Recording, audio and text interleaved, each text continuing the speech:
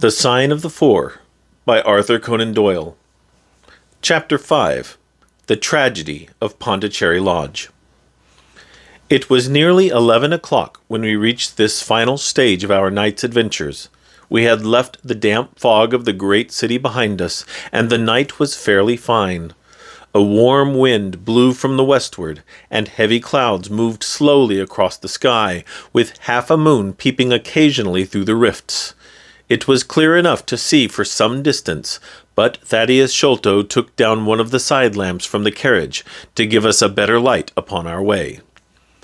Pondicherry Lodge stood in its own grounds, and was girt round with a very high stone wall topped with broken glass.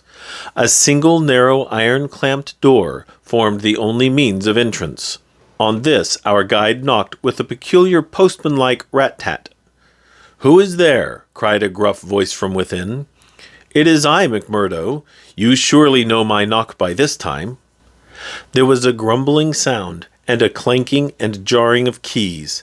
The door swung heavily back, and a short, deep-chested man stood in the opening, with the yellow light of the lantern shining upon his protruded face and twinkling, distrustful eyes. "That you, Mr. Thaddeus? But who are the others? I had no orders about them from the master." "No, McMurdo? You surprise me. I told my brother last night that I should bring some friends." "He ain't been out of his room today, Mr. Thaddeus, and I have no orders. You know very well that I must stick to regulations. I can let you in, but your friends must just stop where they are." This was an unexpected obstacle. Thaddeus Sholto looked about him in a perplexed and helpless manner. "This is too bad of you, McMurdo," he said. "If I guarantee them, that is enough for you. There is the young lady, too. She cannot wait on the public road at this hour." "Very sorry, Mr. Thaddeus," said the porter inexorably. "Folk may be friends of yours, and yet no friends of the master's. He pays me well to do my duty, and my duty I'll do. I don't know none of your friends." "Oh, yes, you do, McMurdo," cried Sherlock Holmes genially. "I don't think you can have forgotten me. Don't you remember the amateur who fought 3 rounds with you at Allison's rooms on the night of your benefit 4 years back?" "Not Mr. Sherlock Holmes," roared the prize-fighter. "God's truth, how could I have mistook you? If instead of standing there so quiet you had just stepped up and given me that cross head of yours under the jaw, I'd have known you without question. Ha! You're the one who has wasted your gifts, you have. You might have aimed high if you had joined the fancy. You see, Watson, if all else fails me, I have still one of the scientific professions open to me," said Holmes, laughing. "Our friend won't keep us out in the cold now, I am sure." "In you come, sir, in you come. You and your friends," he answered. "Very sorry, Mr. Thaddeus, but orders are very strict. Had to be certain of your friends before I let them in." Inside, a gravel path wound through desolate grounds to a huge clump of a house, square and prosaic, all plunged in shadow save where a moonbeam struck one corner and glimmered in a garret window. The vast size of the building, with its gloom and its deathly silence, struck a chill to the heart. Even Thaddeus Sholto seemed ill at ease, and the lantern quivered and rattled in his hand. "I cannot understand it," he said. "There must be some mistake. I distinctly told Bartholomew that we should be here, and yet there is no light in his window. I do not know what to make of it." "Does he always guard the premises in this way?" asked Holmes. "Yes, he has followed my father's custom. He was the favorite son, you know, and I sometimes think that my father may have told him more than he ever told me. That is Bartholomew's window, up there where the moonshine strikes. It is quite bright, but there is no light from within, I think." "None," said Holmes, "but I see the glint of a light in that little window beside the door." "Ah, that is the housekeeper's room. That is where old Mrs. Bernstone sits. She can tell us all about it. But perhaps you would not mind waiting here for a minute or two, for if we all go in together and she has no word of our coming, she may be alarmed. But hush, what is that?" He held up the lantern, and his hand shook until the circles of light flickered and wavered all round us. Miss Morstan seized my wrist, and we all stood with thumping hearts, straining our ears. From the great black house there sounded through the silent night the saddest and most pitiful of sounds, the shrill, broken whimpering of a frightened woman. "It is Miss Bernstone," said Sholto. "She is the only woman in the house. Wait here. I shall be back in a moment." He hurried for the door, and knocked in his peculiar way. We could see a tall old woman admit him, and sway with pleasure at the very sight of him. "Oh, Mr. Thaddeus, sir, I am so glad you have come. I am so glad you have come, Mr. Thaddeus, sir." We heard her reiterated rejoicings until the door was closed, and her voice died away into a muffled monotone. Our guide had left us the lantern. Holmes swung it slowly round and peered keenly at the house, and at the great rubbish heaps which cumbered the grounds. Miss Morstan and I stood together, and her hand was in mine. A wondrous subtle thing is love, for here were we two who had never seen each other before that day, between whom no word or even look of affection had ever passed, and yet now in an hour of trouble our hands instinctively sought for each other. I have marveled at it since, but at the time it seemed the most natural thing that I should go out to her so, and, as she has often told me, there was in her also the instinct to turn to me for comfort and protection. So we stood hand in hand like two children, and there was peace in our hearts for all the dark things that surrounded us. "What a strange place," she said, looking round. "It looks as though all the moles in England had been let loose in it. I have seen something of the sort on the side of a hill near Ballarat, where the prospectors had been at work."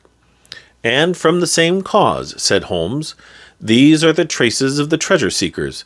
You must remember that they were 6 years looking for it. No wonder that the grounds look like a gravel pit." At that moment the door of the house burst open, and Thaddeus Sholto came running out, with his hands thrown forward and terror in his eyes. "There is something amiss with Bartholomew," he cried. "I am frightened. My nerves cannot stand it." He was indeed half blubbering with fear, and his twitching feeble face peeping out from the great astrakhan collar had the helpless appealing expression of a terrified child. "Come into the house," said Holmes in his crisp firm way. "Yes, do," pleaded Thaddeus Sholto.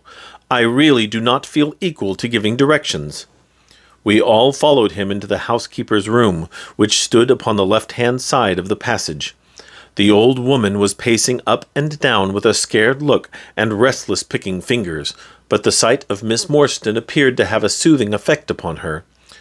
"God bless your sweet calm face," she cried with a hysterical sob. "It does me good to see you. Oh, but I have been sorely tried this day." Our companion patted her thin, work-worn hand, and murmured some few words of kindly, womanly comfort, which brought the color back into the other's bloodless cheeks. "Master has locked himself in, and will not answer me," she explained. "All day I have waited to hear from him, for he often likes to be alone. But an hour ago I feared that something was amiss, so I went up and peeped through the keyhole. You must go up, Mr. Thaddeus. You must go up and look for yourself.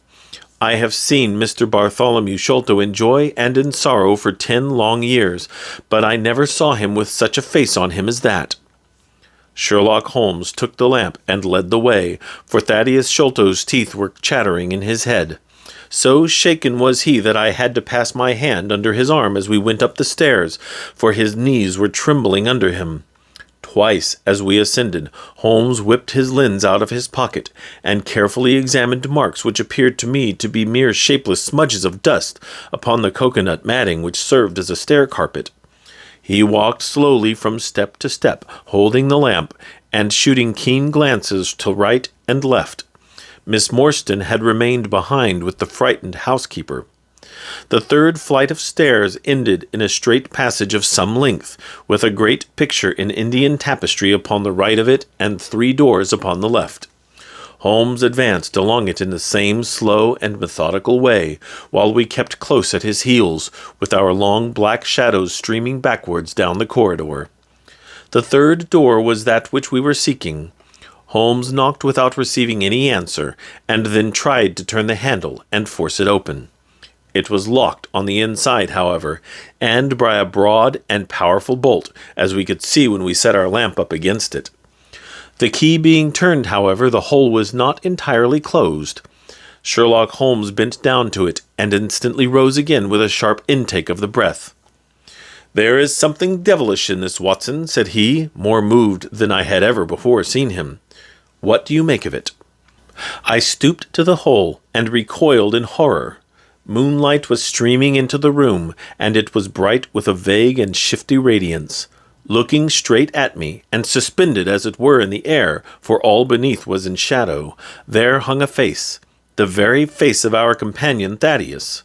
There was the same high, shining head, the same circular bristle of red hair, the same bloodless countenance.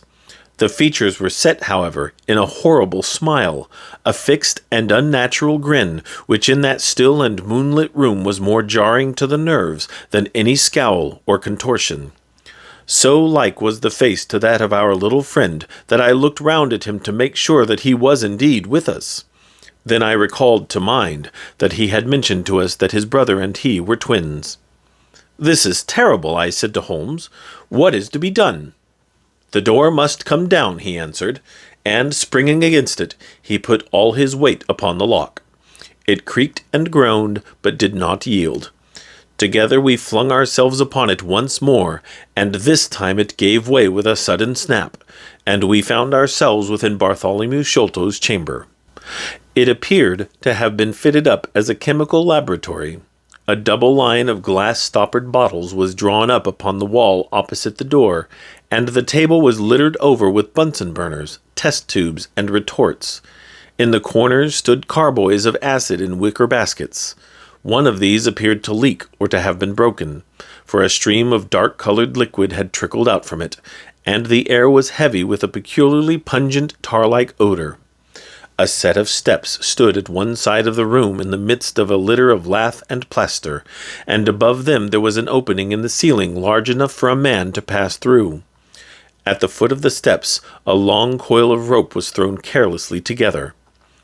By the table, in a wooden armchair, the master of the house was seated all in a heap, with his head sunk upon his left shoulder, and that ghastly, inscrutable smile upon his face. He was stiff and cold, and had clearly been dead many hours. It seemed to me that not only his features, but all his limbs were twisted and turned in the most fantastic fashion. By his hand upon the table there lay a peculiar instrument, a brown, close-grained stick, with a stone head like a hammer, rudely lashed on with a coarse twine. Beside it was a torn sheet of notepaper with some words scrawled upon it. Holmes glanced at it, and then handed it to me. "You see," he said, with a significant raising of the eyebrows. In the light of the lantern I read, with a thrill of horror, the sign of the four. "In God's name, what does it all mean?" I asked.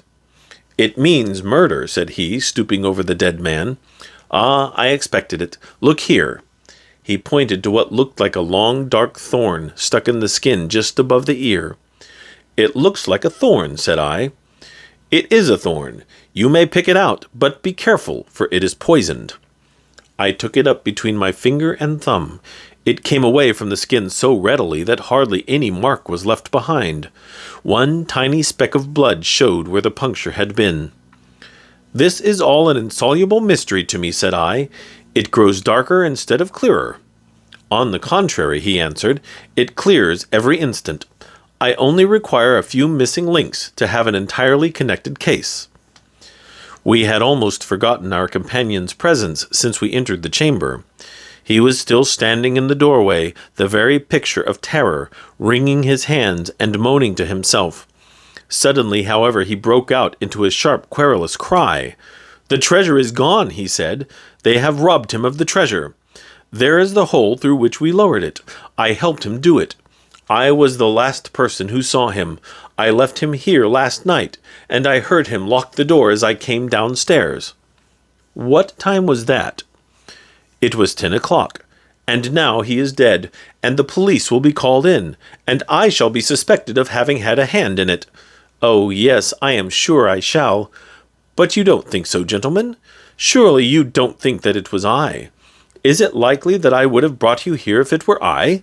Oh dear, I know that I shall go mad."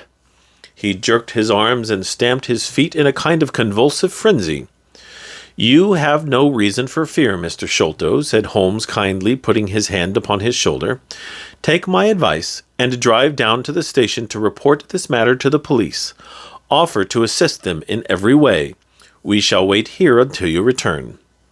The little man obeyed in a half-stupefied fashion, and we heard him stumbling down the stairs in the dark.